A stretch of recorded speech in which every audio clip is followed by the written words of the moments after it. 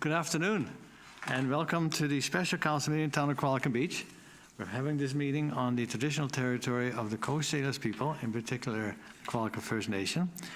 And the first item is the agenda. Are any changes requested to the agenda? Then the agenda is adopted by consent. And then we have the adoption of the financial plan, and I'll ask Mr. Hare to speak to that. Mr. Hare. Thank you, Your Worship. Thanks, Luke. So we have the financial plan in front of council for adoption. It's had first 3 readings. I did provide council with a brief PowerPoint presentation at the last meeting, and so essentially, just to recap, our financial plan overall does encompass a 6.6% tax rate increase. However, when you combine, I don't have the numbers in front of me, but when you combine basically utilities cost increases with the tax rate, the overall increase is just about 5.7%, I believe, to taxpayers. And with that, I will actually answer any other questions that council may have on the financial plan. Thank you. Any questions, comments?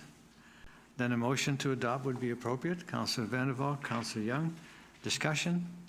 And I appreciate the lengths you go to answer questions, both from members of council and the public. Much appreciated. Any further discussion? All in favor? Opposed, if any? Carried unanimously. Thank you. Bylaws. And that was staff reports. Sorry, staff reports. Ms. Svensson?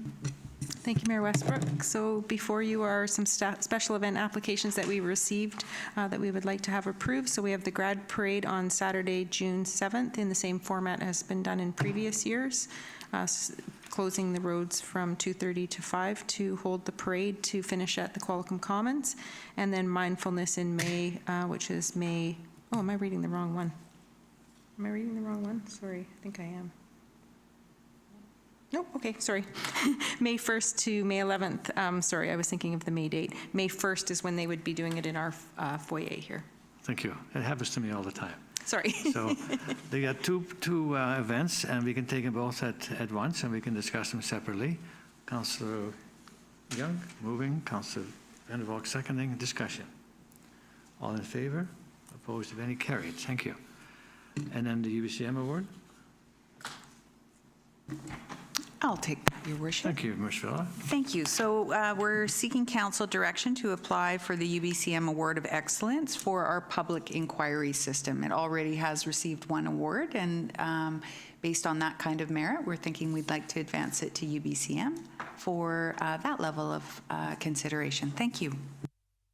Thank you. I think it's always good to identify what the town is doing. We often get complaints that things aren't the way it should be, but I think we're moving in the right direction. I think this was a big step in that right direction.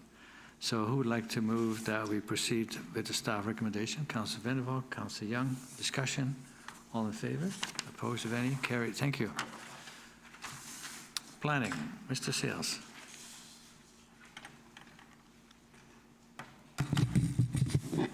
Thank you, Mayor Westbrook. The town has received a proposal from the Mount Arrowsmith Biosphere region on a new sign that will be located at the Seaside Nature Park. On the screen up there and in your package is the most recent draft of the sign that's being proposed, so that the sign would be located to the, if you're entering the parking lot to Seaside Nature Park, it would be on the left side of the pavilion, so it would be prominent for visitors at the park, but it wouldn't be a wayfinding sign as visible from the highway. The recommendation is to authorize staff to work with the proponent and finalize the sign. There is some time sensitivity to this, as there is a funding window through the Mount Arrowsmith Biosphere region that requires that the work be completed within a relatively short period of time. So we're looking for authorization to work with them, finalize it, and then proceed with installation. Thank you. Thank you. Is Councillor so inclined to support that? Councillor Young, Councillor Vandervalk, discussion. All in favor? Opposed? Carried. Thank you. And then operations, which I guess that's where Mr. Watson is here. Yes?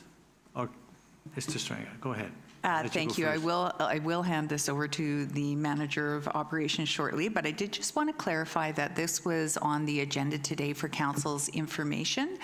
Council's already approved the purchase of a garbage truck through the budget process, but I think it's worthy of both keeping council and the public informed of how we're proceeding with our electrification policy, or in this case, not proceeding, and the rationale why. So with that, I'll hand it over, and your permission, Your Worship, I'll hand that over to the manager. Thank you. I think it's very good to be transparent this way, because there's a lot of push to get more electric vehicles, but sometimes it may not be the right time or for the right equipment. So, Mr. Watson or Mr. Stenger? Mr. Stenger, go ahead. Thank you, Your Worship. The purpose of this memo was for the change of getting a garbage truck, which is required in 2025.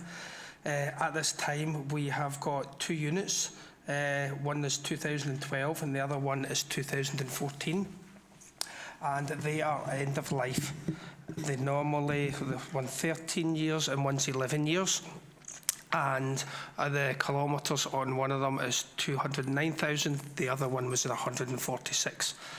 The normal time to change these in industrial standards is usually 7 years, so we've passed that, and unfortunately they're at end of life. Now, back in 2018, we used to do commercial and residential garbage. Now we're just doing our street cans, which will require only 1 vehicle, and that's what we're asking for today. We've looked at both options of electric and gas and diesel powered, and with that in mind, the only thing in electrical options on the mid-sized vehicles just now is we don't have it in the right-hand side steering, so that's a safety concern. Our staff would go on to the road to go round to pick up the garbage can for each one. The other one is the height of the cabs. We have an issue with the height. They're quite tall for a garbage truck, so we're going to have the ergonomics. There's going to be an issue with the stepping down, because we've got over 110 cans that we look after. And the other thing is, it's still in the mid-sized vehicles. It's still in the very early stages, and that's probably one of our biggest concerns. It's not been a proven fact, especially for a vehicle like the garbage truck.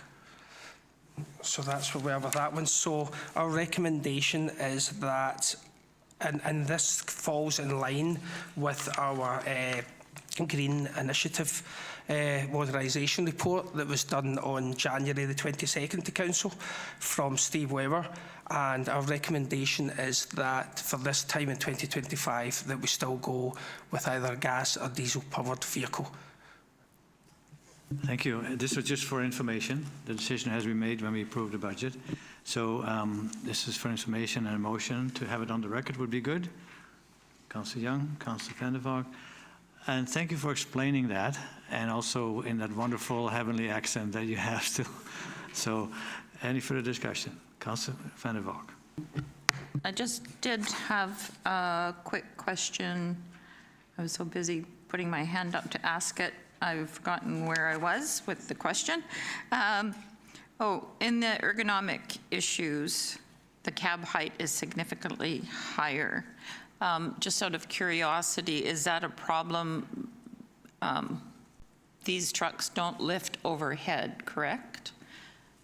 The staff gets out, picks up a bag, puts it in. So is the height, if you could just clarify for me why the height is a problem. Yeah. Okay, thank you, Your Worship. The height is not the actual garbage, putting the garbage in. The height is actually getting out of the cab. They're a lot higher, so it's the stepping down that's going to be the issue. The vehicles that we've got just now are a lot lower to the ground, so it's so much easier because they're getting in and out constantly, like every 5 minutes, they're in and out that vehicle to go to a garbage can. So that extra height is then going to play, we think, on the ergonomics of that side of things. So not so much putting the garbage in the back, it's the actual get in and out of the cab that's the issue. Okay. Thank you. Any other comments, questions? Thank you. It's been moved and seconded. And this for received information. All in favour? Opposed? Carried unanimously. Thank you, Mrs. Stenger. And then the railings. Who's going to speak to the railings in the south slope of Crescent Road East? Ms. Varela. Thank you, Worship. I'll take it first, and then I'll hand it over to our manager of capital projects. So I do want council and the public to be aware that we have had an engineering review of this slope. At this time, a railing is not required based on the ratio of the slope, despite it being visually steep. We are planting this slope next Tuesday, so I think that will also break up the visual appearance. MIA does a tour with us as well, and we're anticipating that in late summer or early fall, and we will bring them out to actually look at this slope. And if council did still wish to proceed with putting a railing, even though not required from engineering standards, you could consider that in Blue Sky Capital this fall as part of budget. Again, this would be a governance decision, so staff will await direction. And with your permission, I'll hand that over to the manager of capital projects, Your Worship. Thank you. Mr. Watson. Thank you, Worship. That sums up the highlights for sure. A little bit of background. The project itself was designed to EGBC, or Engineering and Geoscientists in British Columbia, standards, as well as the Ministry of Transportation and Infrastructure, Transportation Association of Canada supplemental guides in relation to the entire project, including the railings. So pre-construction, the slopes had a slope of 1.5 to 1 ratio, which technically do not require railings. The recommendation is that anything steeper than 1.5 to 1 requires railings.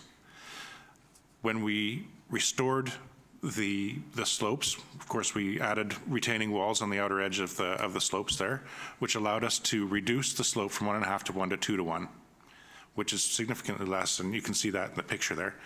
That's the south side on the Heritage Forest side. So further to that, we also widened the shoulder with pavement. We also widened the gravel shoulder. So we've added the extra width for some additional safety. And, excuse me. The reason that we restored the railing on the north side of the road is because about 1/3 of that slope remained untouched and was still 1.5 to 1 slope. So we elected during the design phase to reinstate that railing, and that's why you see it on the north side and not on the south side.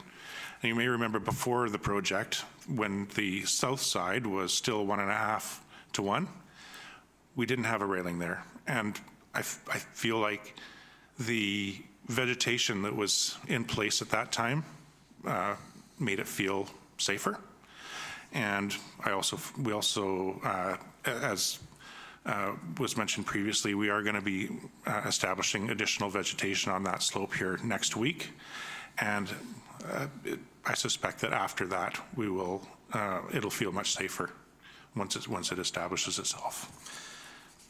Lastly, we did not add anything to our capital budget for this year, but based on the prices that we paid for the railing on the north side, if we were to proceed, the estimated cost of adding a railing on the south side would be about $27,000. That's it. Thank you. Questions, comments? Councillor Van der Boog. Thank you.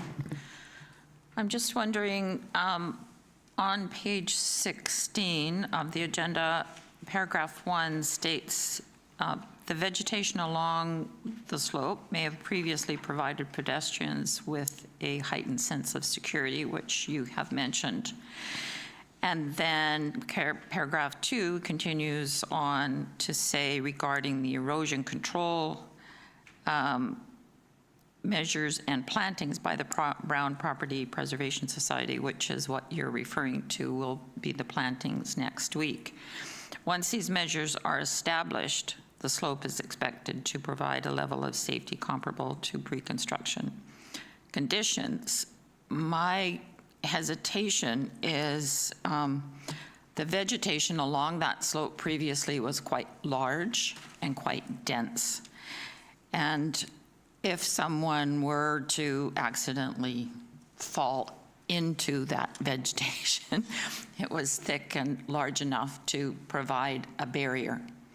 So it doesn't really, the slope didn't really matter because there was already large trees and shrubs there that would help to provide a barrier.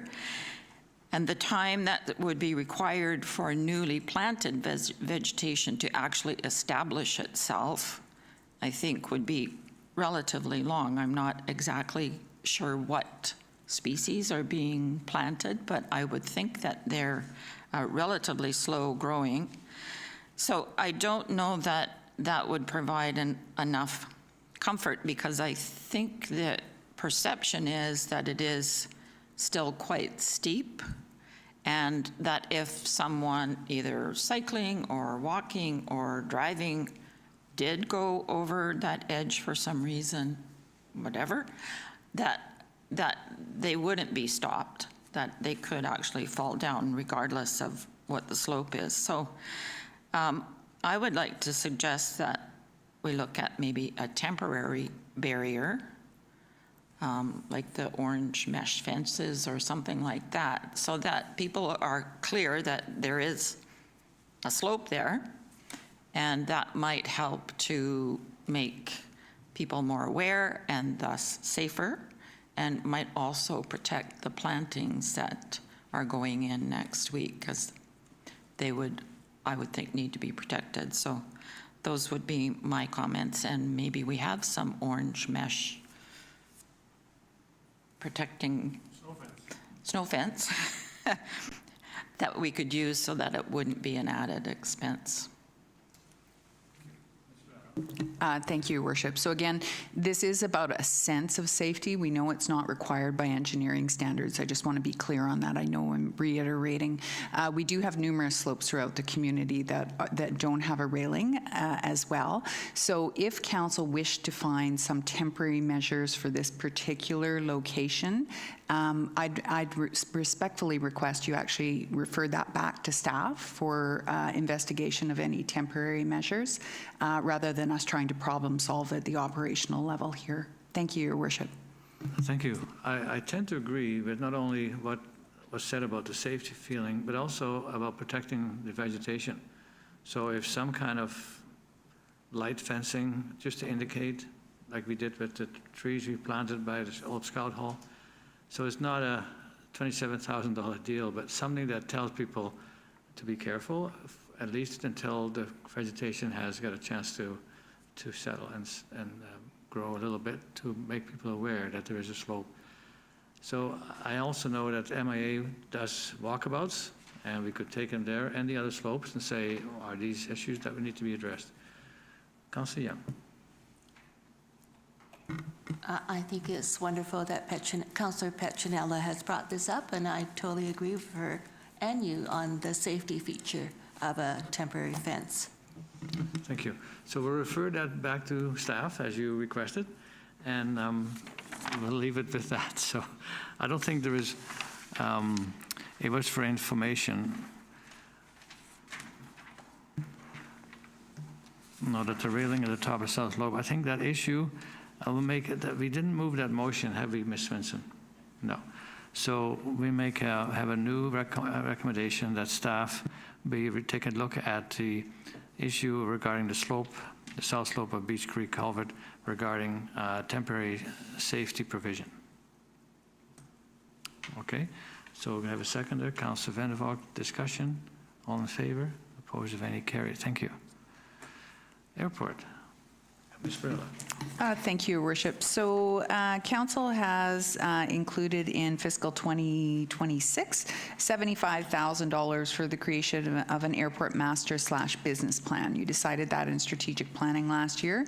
There is an opportunity right now, and the airport manager has been encouraged to apply to the BCAAP funding, British Columbia Airport Access Program funding, fondly known as BCAAP, for this project this year. If we did make application for the grant and were successful, that would keep in timing with staff's anticipated workload for 2026. But again, this would require a council resolution. So over to you and council, Your Worship. Thank you, Ms. Vella. Thoughts, comments, willing to make a motion? When you're Councillor Van Vogt moved the recommendation, the whole resolution. Councillor Young seconding. Discussion? All in favor? Opposed? Carried. Thank you. And now we need a motion to adjourn. Councillor Young. Councillor Van Vogt. All in favor? We are adjourned. Thank you, staff.